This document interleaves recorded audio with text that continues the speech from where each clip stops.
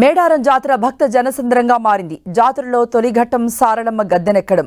ఈ ఘట్టాన్ని వీక్షించి అమ్మవారి దర్శనం చేసుకునేందుకు భక్తులు పోటెత్తారు. కన్నెపల్లి నుండి జంపన్నవాకు తాగుతూ మేడారం చేరుకున్న సారళమ్మ, పగిడిద్దరాజు, గోవిందరాజు, నాగులమ్మలను భక్తులు పారవస్యంతో కొలుస్తున్నారు. మహబూబాబాద్ జిల్లా గంగారం మండలం పూనుగుండ్ల నుండి మేడారానికి చేరుకున్నారు సమ్మక్క భర్త పగిడిద్దరాజు. ములుగు జిల్లా ఏటూరు నాగారం మండలం కొండాయి నుండి మేడారం చేరుకున్నారు గోవిందరాజు, నాగులమ్మ. మేడారంలో సమ్మక్క ఆలయంలో సమ్మక్కకు పగిడిద్దరాజుకు వివాహం చేసేందుకు ఘనంగా ఏర్పాట్లు చేశారు పూజారులు. సారలమ్మ, పగిడిద్దరాజు, గోవిందరాజు, నాగులమ్మలకు మేడారంలో ఘన స్వాగతం పలికారు. సమ్మక్క ఆలయంలో పూజలు పూర్తయిన తర్వాత మేడారం గద్దెకు చేరుకోనుంది సమ్మక్క కూతురు సారలమ్మ.